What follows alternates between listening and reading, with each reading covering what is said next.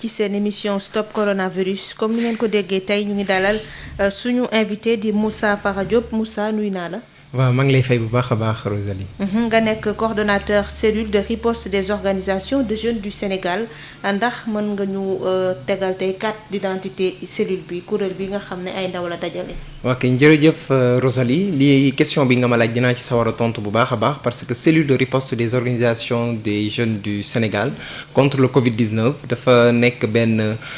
kuréel boo xamante ne ay organisations jeunes ñoom ñoo ko mettre en place mais nag ci niñ ko mettre en place dafa jóge ci impulsion wu consortium Sénégal de la Commission africaine de la jeunesse bi nga xamante ne dafa nekk benn kuréel boo xamante ne c'est au niveau régional donc bu dugg ci Sénégal depuis daaw donc moom tamit mu gis ne organisation de jeunesse yi ñi ngi def ay liggéey depuis pandémie ba mu feeñee fii Sénégal depuis le 2 mars mais dafa gis ne liggéey bi dafa xaw a tas c'est-à-dire kii day def fii kii def fee kii def fële donc cellule bi tam mu ne tey jii pourquoi pas duñu consortium bi mu ne pourquoi tey jii du ñu def benn kuréel boo xamante ne tey jii ñëpp ñoo ci yamandoo c'est-à-dire organisation yi dootuñu xàmmee président organisation ba duñu xàmmee di kële dañuy dajaloo ñun ñëpp ñu bokk suñu ay idée bokk suñu xalaat bokk xeexandoo defandoo suñu plan d'action mun a taxaw xeex ak virus bi parce que tey jii boo dee xool àdduna bi ci Sénégal bi ñu nekk jeunesse bi dafay présenter lu toll ci 65% ci population bi donc tey jii ñun bu ñu amee benn bàyyeeko bu ndaw rek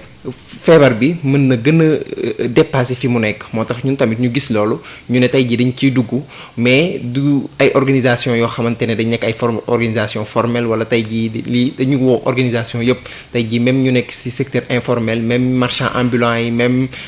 ouvrier yi am na ñoo xamante ne à titre individuel dañ ñëw bokk ci kuréel bi pour ñu xeexandoo bokkandoo xalaat ku nekk wax ne yow nag na nga gisee ne lañu ko mën a defee. ngeen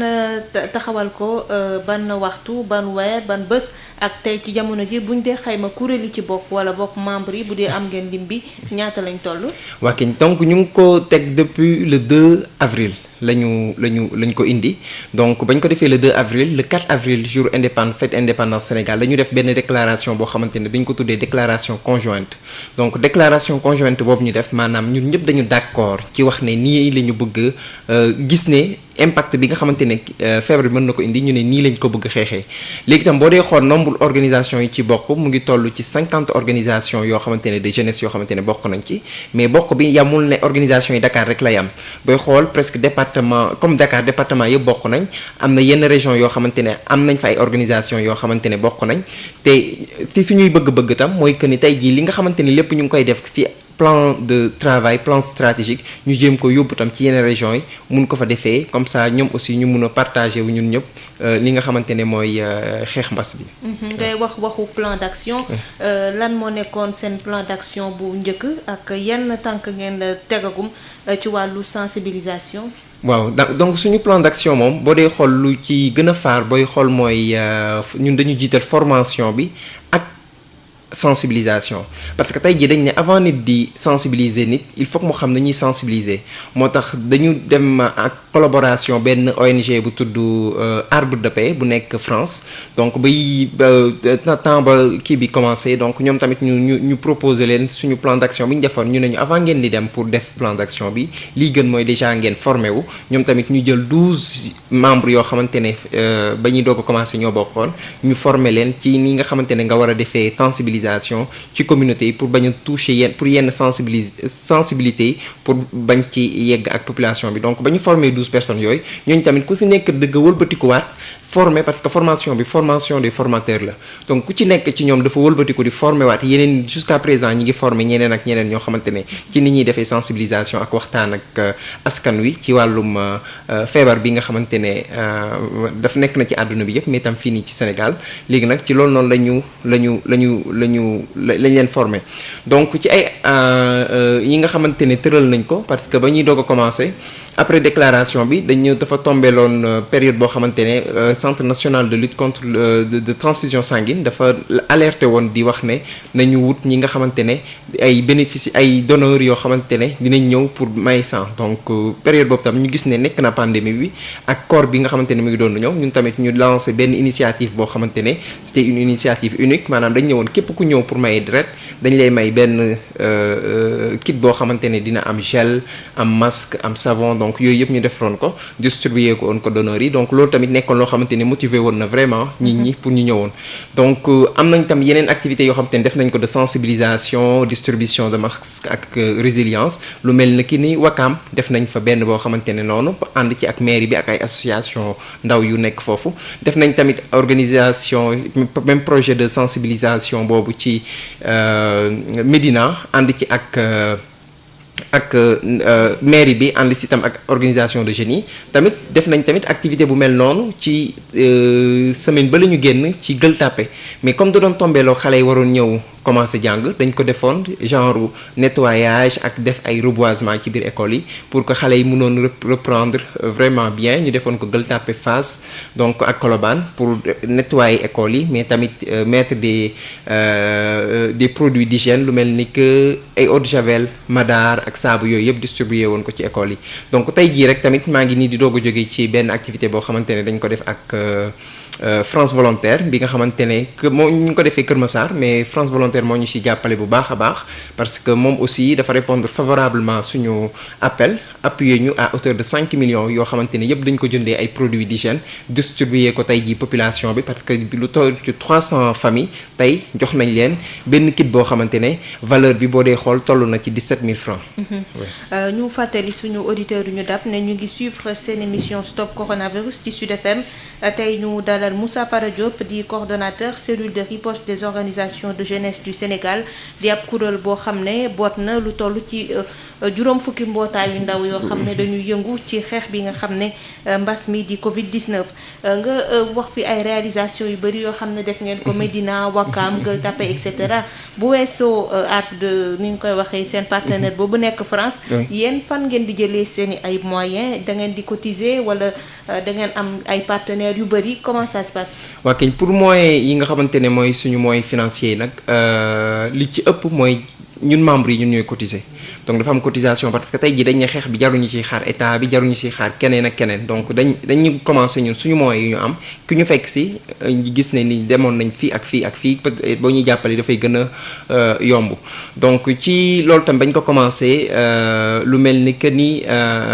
ministère de la jeunesse aussi appuyé woon na conseil national de la jeunesse bu Sénégal donc à travers loolu ñun tamit bénéficié woon nañ ci yenn produits kit d'hygiène yi nga xamante ne ñoom tamit mayoon nañ ñu ko donc loolu tam permettre nañu ci yenn activités yi ñu mënoon ko distribuer mais sinon lépp loo xamante ne dafa nekk ay fonds c'est des fonds yi nga xamante ne associations yi ñun ñoo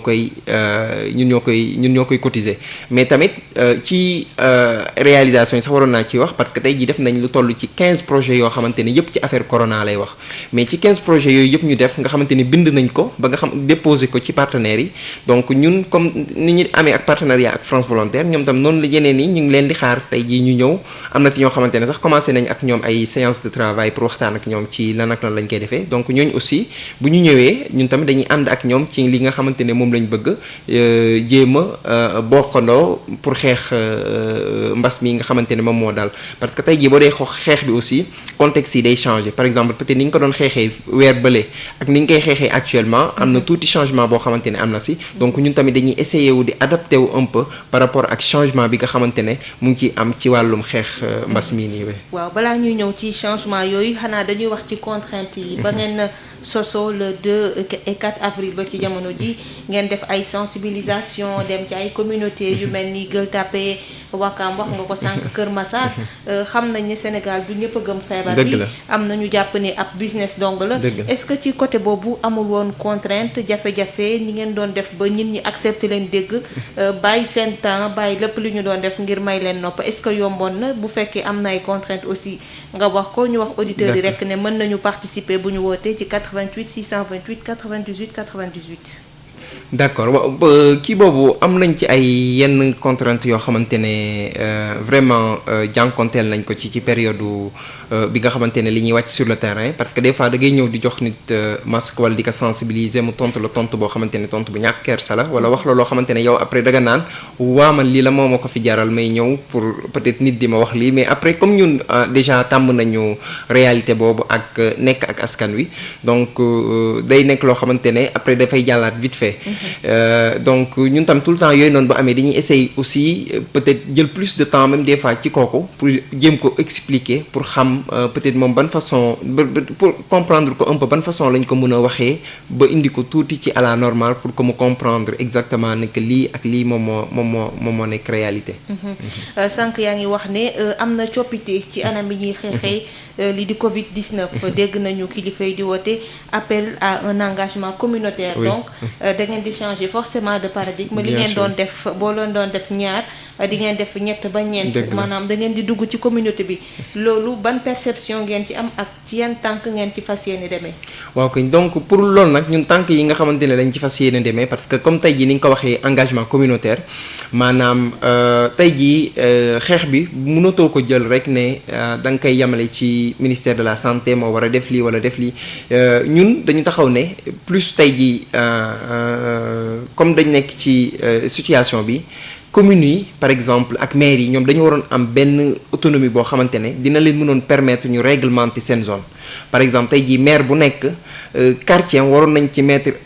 benn processus boo xamante ne de sécurité de veille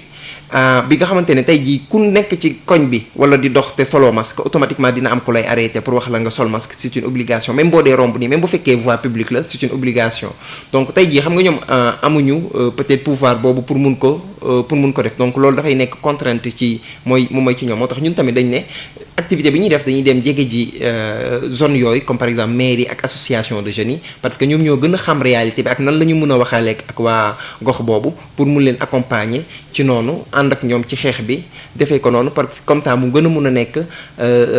mu gën a mun a adapté wu selon réalité bi nga xamante ne moom la nit ñi di dund ci zone yi nga xamante ne fa la ñu dëkk. ngir mën a jëfee coppite yooyu ci wàllu riposte bi ba tey est-ce que vous avez les moyens qu'il faut moyens logistiques moyens financiers est-ce que am ngeen lépp daal loo xam ne pare na tey jii ngir gën a taral engagement bi. d'accord donc moyen moom vraiment nekk na problème boo xamante ne ci ñun jusqu'à présent comme nu ma ko waxee ñi ngi nekk di xool di wut donc bind nañ tamit structure yu bari pour ñu mun ñu jàppale ci lutte bi parce que nekk na loo xamante ne yombul que ça soit tey jii mooy logistique que ça soit mooy financier donc dafa nekk yoo xamante ne actuellement c'est dafa xaw a jafey pour ñu am ko donc bu ñuy utiliser suñu ay oto la ñuy utiliser bu ñuy utiliser suñu ay gasoil suñu ay moyens personnels la ñuy utiliser pour def suñu activités yi nga xamante ne moom la ñu war a def mais peut-être situation bi ak fu mu toll moo tax ñun aussi on se dit que ni ku nekk daal war nga war a mun a defal sa bopp war nga mun a def te temps pour peut-être nga xalaat ci leneen ak leneen donc looloo tax ñun tamit on s'est engagé de façon vraiment bénévole pour def activité yooyu yëpp mais suñu sañoon tamit am yenn accompagnement yi nga xamante ne dañu permettre parce que plan d'action bi ñu am plan d'action bi nga xamante ne bu baax la donc tey jii bu ñu amoon yenn moyens dinañu permettre ñu gën ko élargir ci Sénégal bi yëpp te dinañ xam ni dina def impact bu baax a baax.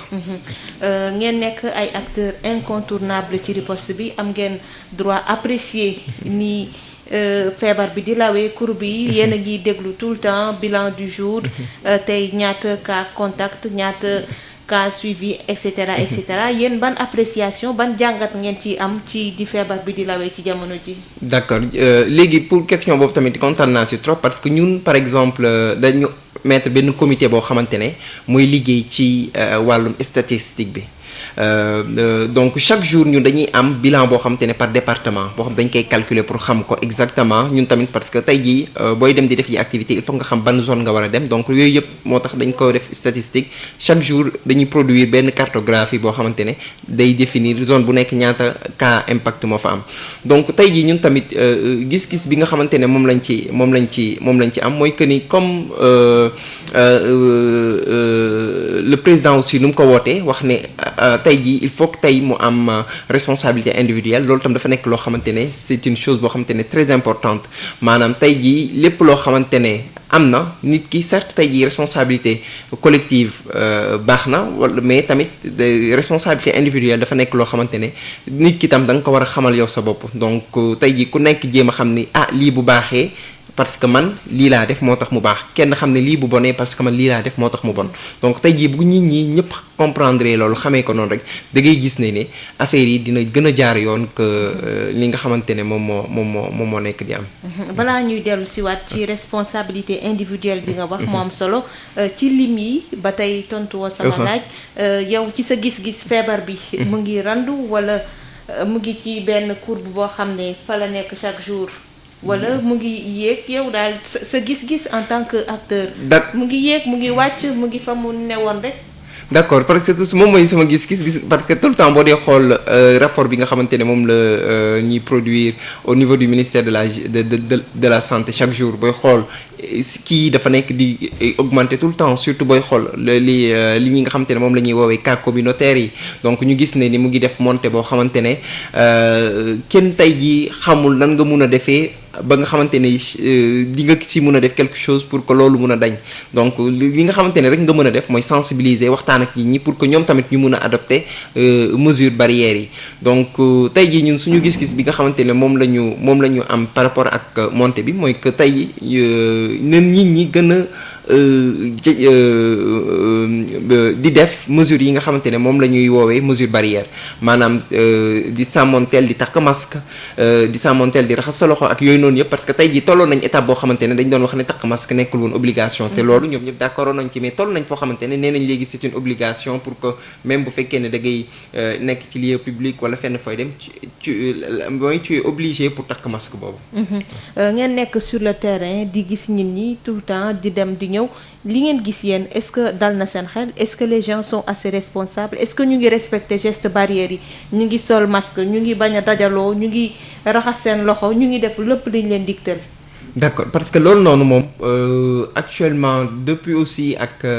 déclaration président aussi dañuy gis benn laxisme bu grave boo xamante ne dafa am ci au niveau de la population tey jii boo dee xool surtout yenn quartiers yi boo fa demee wala tey jii nga génnoon Dakar parce que ñun tamit suñu organisation yi yemul fii rek am na ñoo xamante ne yenn région des fois dañuy envoyé nañu xool leen lii ak lii da ngay gis ne nit ñi peut-être xalaatatuñ sax takk masque wala soit di def ay mesures barrières di raxas seen ay loxo des fois da nga doon dugg ci boutique gis am na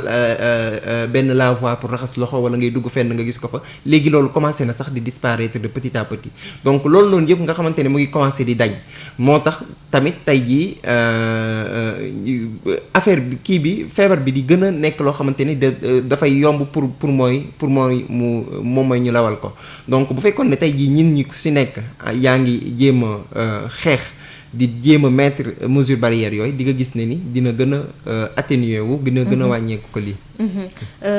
ñu gis ne ministère am na plan de riposte en tout cas état am na plan de riposte bi mu fi def dalee ko le 2 mars bien avant même que feebar bi di dugg.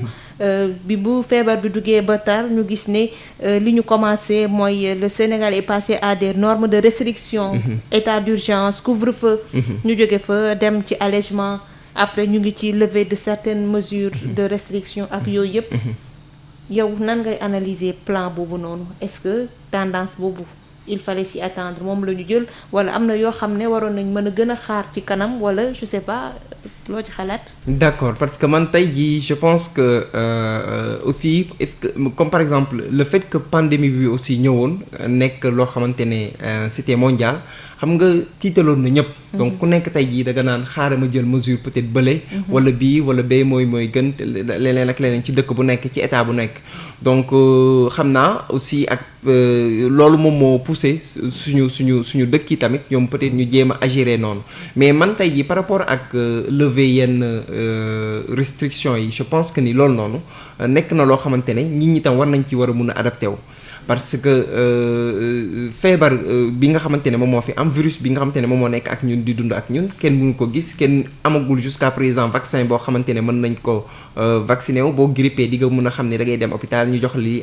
defal la ay perfusion wala jox la garab nga wér mais ak virus bi jusqu'à présent solution boobu amagul donc on est obligé tey jii jéem a dund ak moom ci noo xamante ne dañuy def de sorte que feebar boobu du ñu jéem a laal parce que tey jii man tout le temps damay joxe exemple ne par exemple tey jii nit sida am na feebar la mais nit bu bañee am sida xam na mesure yu muy jël pour éviter ko le maximum pour mu bañ ko am donc tey jii itam virus certes tey jii virus bi peut-être am na tuuti différence parce que gën na gaaw contamination bi mais yow xam nga ni nan la lay contaminer xam nga nan yan affaire nga war a def pour mu bañ la dal yow jéem a respecter normes yooyu nga xamante ne wax nañ la ko pour que tey jii loolu tamit bañ a yegg si yow. waaye yow gis nga ne ñu bëri fu mu toll nii dafa mel ni bañ leen ne nañu jéem a dund ak virus bi dafa mel ni dañu ne mbas mi jóge na fi koy dundee nuñ ko sentiré est-ce que loolu tamit du tax yéen liggéey bi ngeen di def yépp du ko réduire à rien parce que bu fekkente ne dañuy lever les mesures restrictives te waxuñu nit ñi ci cadre de la manière la plus ferme que ça ne veut pas dire que c'est le laisser aller ku nekk da ngay def lu la neex bu fekkente ne amul des organes de contrôle yoo xam ne dañuy contrôler carrément que ci mbedd yi ku solul masque ñu defal la sanction wala ñu defal la avertissement loolu yëpp bu amul est-ce que yéen ñi nekk dans la communauté di sensibiliser seen liggéey dina am njëriñ est-ce que dëgg la parce que depuis lors da ngay gis ne même ak sensibilisation yi aussi boo ñëwatee nit ñi ni ñu la doon dégloo sax duñu la ko dégloo bu baax wala soit même des fois da ngay ñëw di expliquer nit ñi soit di la reetaan wala leneen ak leneen di la wàkkañ di la kii soofantal alors que ni tey jii li nga xamante ne moom lañ doon xeex depuis le 2 mars bi nga xamante ne ki la feeñoon mesure yooyu temps boobu actuellement chiffres yi ñoo gën a ëpp li nga xamante ne moom moo am certes que ni bu ñuy évaluer en termes de dépistage yu ñu doon def à cette période ak léegi li ñuy def peut-être moo ëpp donc loolu peut-être dinañ ko accepter mais booy dee xool en termes de contamination communautaire mooy montée bi nu muy mel donc bokkul ak auparavant li nga xamante ne moom la meloon te je pense que tey jii population bi aussi ñoom waxtaan ak ñoom même waxtaan ak ñoom bi ñuy waxtaan ak ñoom dafa nekk loo xam dañ ko war a revoir parce que ci contexte bu ñu nekk c'est-à-dire si ni ñu leen di sensibiliser c'est-à-dire ni ñu doon waxee ak ñoom bu njëkk ba ak ni ñu doon waxee ak ñoom léegi waratul bokk parce que tey jii booy ñëw di wax ak nit ki ne da nga koy sensibiliser da nga koy wax ak moom selon à ce que ni yow tey jii nekkoo ci ginnaaw parce que c'est-à-dire c'est juste genre waxtaan lay nekk ku nekk joxe idéem ki nekk joxe lii ngeen échanger mu nekk égalité mais du nekkatul loo xamante ne peut-être da ngay ñëw pour imposer nit ki à ce que mu defee nii wala naa mais échange la pour man actuellement surtout ñun ak façon bi ñuy def pour waxtaan ak nit ki ni ko lii bu takkulee masque ñu waxtaan ak moom ni ko nii pour que moom tam mu mun a comprendre tuuti. ñu yéen seen action est-ce que Dakar kese la yem wala mu ngi dem ci yeneen diwaan yi yeneen régions yi parce que xam nañ ne bu fekkee Dakar la yemoon tamit c'était justifié parce que Dakar c'était le cluster fii la feebar bi gën a bari mais comme léegi autorisé nañ transport interurbain donc ce que li ñëpp di ragal mooy li xew Dakar tasaaroo un peu partout dem ci yeneen régions yi est-ce que am ngeen mbëbët yegg foofu ci yeneen régions yi ngir def li ngeen di def fi Dakar. bien sûr parce que tey jii boo dee xool ci 4 communes Dakar yëpp def nañ ko donc régions yi nga xamante ne moom nga wax léegi nii parce que am nañ benn plan boo xamante ne moom la ñuy waaj a finaliser aussi boo xamante ne dafa war a dugg ci régions yi parce que comme ni ma ko waxee plateforme bi yamul woon fi certes tey jii fii lañ ko defee Dakar mais yeneen am na ay organisations membres yoo xamante ne ñu ngi ci yeneen régions yi ay Kébémer Saint-Louis Tamba Kédougou donc y a beaucoup de régions kii yoo xamante ne adhéré nañ ci te ñoom ñu ngi nekk ci yenn zone yooyu donc mais par exemple ñun plan bi nga xamante ne actuellement ñu ngi siy jéem a réfléchir pour mettre ko en œuvre donc dafay demande comme par exemple dina mun a dem fépp foo xamante ne ci Sénégal mais dañ fay am ay points focaux yoo xamante ne ñoom ñooy gérer di coordonner parce que ñun tamit dañu bëgg tey jii après corona bi aussi ñu produire benn peut-être rapport boo xamante ne dinañ wane ne tey jii jeunesse Sénégal ban combat nga xamante ne mooy yan effort nga xamante ne fournir na ko ba lii amee comme ça ñu xam exactement ñun tamit que suñu njëriñ ci réew bi ñu nekk. waaye ñu bari tamit di wax ne li waral situation bi ñu toll yépp le fait que ñu woyofal mbir mi lever yenn mesures yi c'est parce que nit ñi dañ leen wax ñu toog seen kër wala bokk ñuy teel a bàyyi seen liggéey te kenn joxu leen loo xam ne mën nañ ci sukkandiku ngir yor seen njaboot. li ñuy wax aide alimentaire yeeg yooyu est-ce que tamit yéen à force de parler on ne va pas vous tenir le même discours ne leen lu ñu lekk la ñu taluñu déglu parce que am na ñu fi jaar nee ñu fépp fu ñu dem ñun ñi loolu lañ leen di wax lu ñu lekk la ñu taluñu ay waxu corona. dëgg la parce que loolu tamit nekk na wax yoo xam te ne dañ koy dégg souvent nit ñi di ñu wax ne ñoom lu ñu tal actuellement mooy lu ñu lekk que bu leen benn nit wax waxu corona te boo dee seet tamit ci benn côté dëgg la parce que tey jii aussi munoo bàyyi sa liggéey yépp nga toog di xoole te doo am leen loo xamante ne moom nga war a def te tamit population bi tamit dañu war a yeewu ci benn affaire maanaam tey jii fu ñuy tuddee ay aide alimentaire ñoo bañ a xam ne loolu du loo xam dañ leen koy sarax aide alimentaire devoir la c'est-à-dire bu fekkee dañ nekk ci dëkk wala mu am situation yoo xam dafa am ay problème donc état bi c'est tout à fait normal mu ñëw dimbali askan wi donc loolu nekk loo xamante ne da nga war a raamal nit wala nga koy saraxu pour mu jox la ko mais loo xamante ni sa devoir la donc yow mi nga xamante ne dañ la koy indil di la ko jox loolu bul foog ne ni dañ la ko may c'est parce que yow tamit même tey jii nit bi bu jëndee benn carte crédit ci boutique bi sax mu ngi contribuer mu ngi fay TVA donc yooyu noonu yëpp nekk na ci yoo xamante ne moom mu ngi contribuer ci dëkk bi nu muy doxee pour ñu xam ne loolu tamit ñoom devoir la ci ñoom mais tey jii toog sa kër ñàkk bañ a liggéey loolu tamit dafa nekk lu metti tamit loo xamante ne je pense que tey jii nit ñëw jël décision boobu moom toog carrément këram dina nekk loo xamante ne dina jafe trop ci moom donc man li nga xamante ne moom laay wax tout le temps mooy que ni ku nekk daal boo jéemee adapté wu utiliser les mesures barrières mun nga def sa liggéey sans pour autant que nga dugal keneen wala nga contaminer keneen. waaw est-ce que di ngeen di investir les réseaux sociaux parce que dafa mel ni lépp lu ñu ci defar rek lépp lu ñu defar fii ci Sénégal ci wàllu information sensibilisation boo xëyee suba tu vois le contraire ci réseaux sociaux yi kenn xamul fañ lañ koy jëlee da ngay gis des textes tellement bien écrits démb maa ngi gis benn bu ñuy wax Covid c'est xawma lan contre la vaccination xawma lan je sais pas que Covid bi dañ ko def pour forcer vaccin yi aux populations ak yooyu parce que les réseaux sociaux aussi dañu nekk benn communauté boo xam ne engagement bi dafa war a dem parce que c'est le réseau où il y a de plus de communautés ñëpp dañ ci kii te je pense que les volontaires dañ koy fàtte dañuy dem ci mbedd yi ci communes yi mais ils oublient que les réseaux sociaux font et défendent tout ce qui est en train de toucher au Covid xawma à la Covid nuñ ko bëggee rek mais yow yéen est-ce que am ngeen da ngeen di dugg ci domaine boobu domaine réseaux sociaux. waaw ci domaine réseaux sociaux yi dañ ciy dugg parce que ñun ñu ngi présent nañ ci pratiquement ci réseaux sociaux yi nga xamante ne yëpp mu ngi exister du ñuy def suñu ay sensibilisation bi ñuy def ay activités dañ koy def en live dañuy expliquer activités yi nga xamante ne yëpp dañ koy def pour que nit ñi mën ko gis mën si vraiment di joxe seen ay avis aussi te tout le temps dañuy gis nit ñi di joxe seen ay propositions ak seen ay avis mais par exemple comme li nga expliquer léegi par exemple formule fake news yooyu nga xamante ne moom mooy am dañuy gis ne par exemple population bi ñoom ils sont plus preneurs ci façon communication bu génnewee noonu maanaam bu ñu waxee benn affaire mu génnee ci sens yooyu comme tey jii ñu ne woon corona am na keneen bind na corona amul joxe ji donc da ngay gis ne ñoom dañuy gën a di jël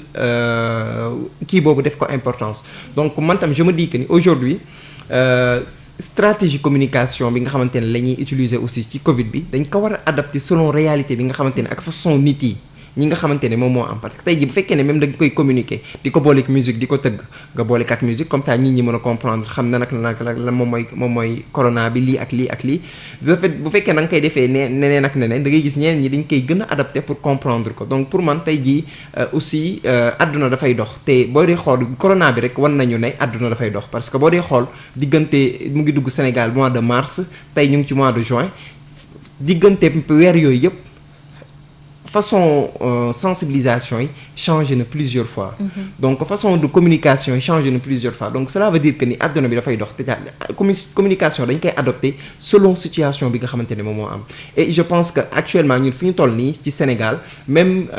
situation du jour bi man des fois dama koy wax aussi ne ni ñu koy defee actuellement il est temps que ñu changer ko xool beneen stratégie bu ñu ko mun a defee nga xamante ne doo taxaw rek wax résultat yi nii mais d'une autre façon sur le faut dem sur le terrain wala soit parce que les gens ñu bëri tàmm nañ ko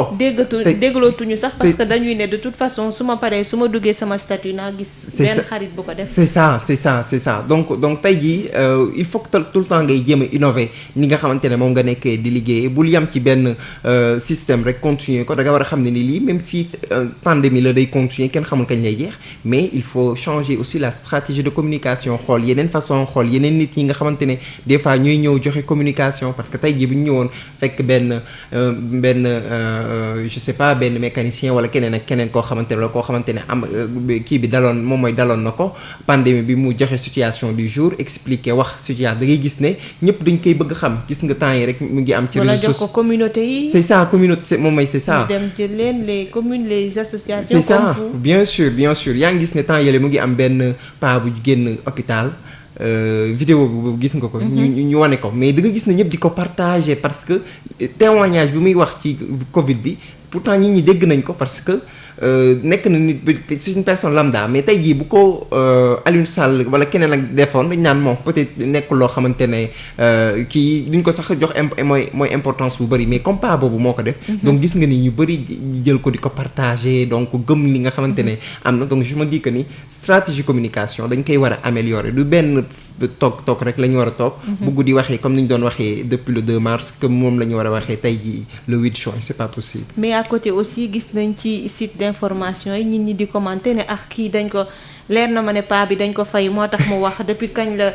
nit di am coronavirus di wane boppam parce que fi ñu teg feebar bi la est-ce que ils auraient pas dû commencer par ça dëgg ñu toog ba ci période bi nga xam ne y'en a même qui font le déni de la maladie feebar ni amul gëmuñu ne am na ñii di def audio ne dañ ma fay 300 000 ma dem tëddi hôpital mais il y a tellement de choses à corriger parce que ministre bi mu ngi doon wax ne suñu respecter les normes yi nga xam ne commencé woon nañ ko xëy na feebar bi dinañ dem ak boom ba weeru août su fekkente ne respecté nañu les gestes barrières bàyyi lépp lu ñuy tere mais yow acteur nga gis nga li nekk ci terrain bi est-ce que gëm nga ne ak rythme bi nii ci août rek la ñuy yem wala ñu nga ca ba décembre parce que il a été clair le ministre xawma le président daal ku ko ci wax ne bu ñu respecter les mesures telles que ni ñu ko defee dès le début mën na am fii ak août feebar bi ñu daan ko daal. d'accord mais par rapport peut-être ñu respecter mesures yi. comme ni nga xamante ne moom lañ ko édicté là peut-être mënoon naa ni waaw. mais tey jii boo dee xool situation bi nga xamante ne moom moo am ak nit ñi ni ñu nekkee di dund man des fois damay wax sax ma ni peut-être ñun yàlla moo ñu sàmm mais situation kii bi waroon na peut-être même mun a dépasser lii nga xamante ne ci lañ nekk parce que tey jii boo demee ci yenn quartier rek nga xool xale yi ni ñuy fowee ni ñuy nekkee seen biir du ñu calculer lu bëri ñi ngi laalante ñi ngi defante lii ak lii donc yow après tu te dis que ni est-ce que ñoom aussi conscient nañ ci présence maladie bi mais après boo dee wax ñoom sax des fois dañ lay reetaan te pourtant geste yi moom mooy geste de barrière parce que ñun des fois bu ñu demee dañ leen di laaj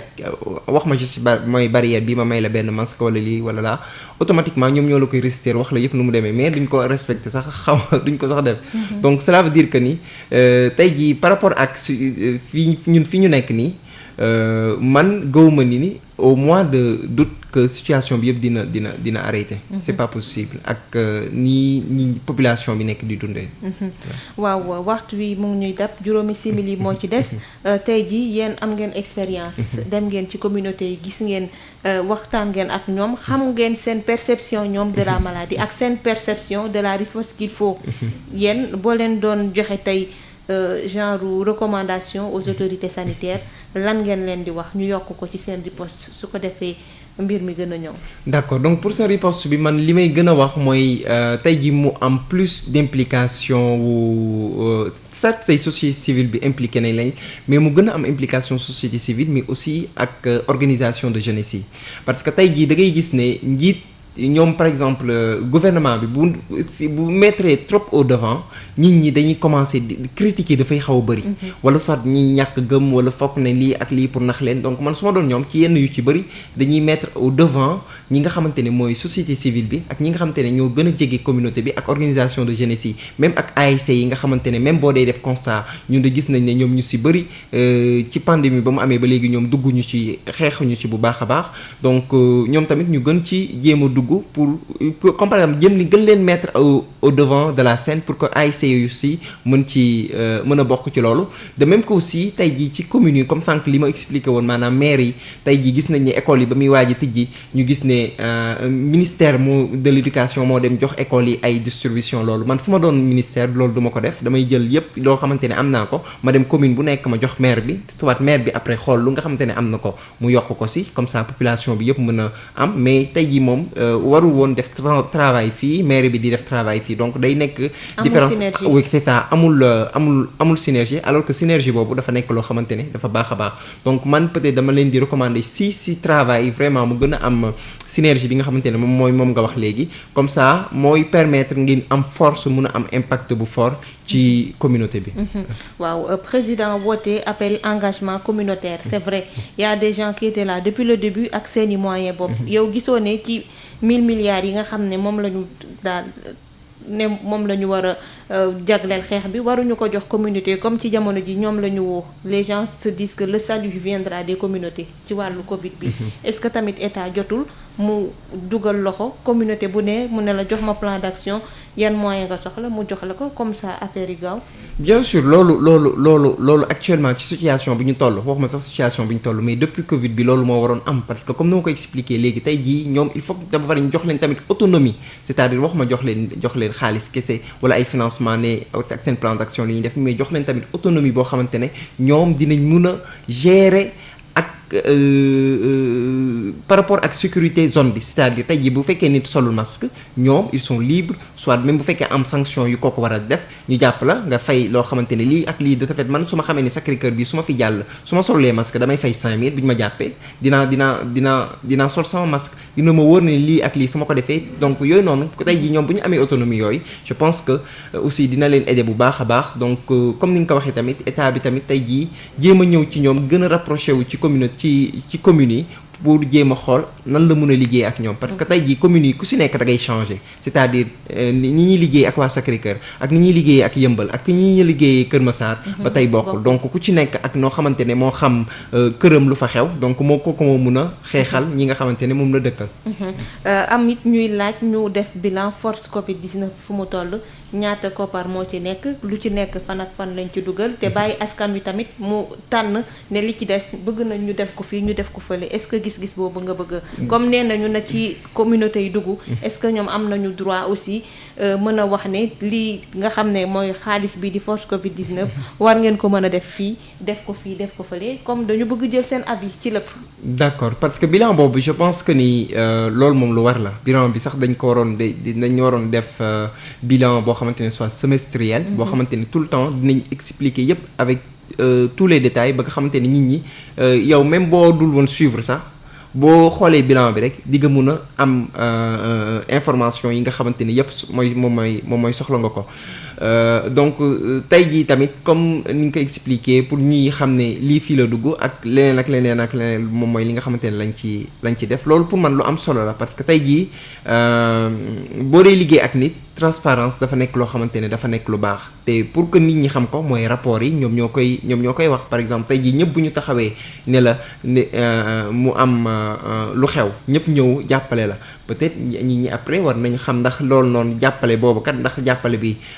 jaroon na ko wala jaru ko wala nan ak nan la bu fekkee nii ak nii lan ak lan la ñu war a mën a def pour que lii mën a gaaw ak neneen ak neneen donc pour man rapport de bilan boobu urgence sax la war a nekk loo xam dañ ko war a présenter population bi présenter lañ ko aussi ci làkk yi nga xamante ne ñëpp dinañ ko mën a lire ñëpp dinañ ko mën a comprendre kon nag fii lañ koy yemale Moussa Fara Diop may fàttali ne yaay coordonnateur cellule de riposte des organisations de jeunesse du Sénégal di jaajëfal auditeurs yi ak Pape Lay Dieye mi féete woon ci machine bi ma lay remercier. ok maa ngi lay remercier bu baax a baax Rosalie.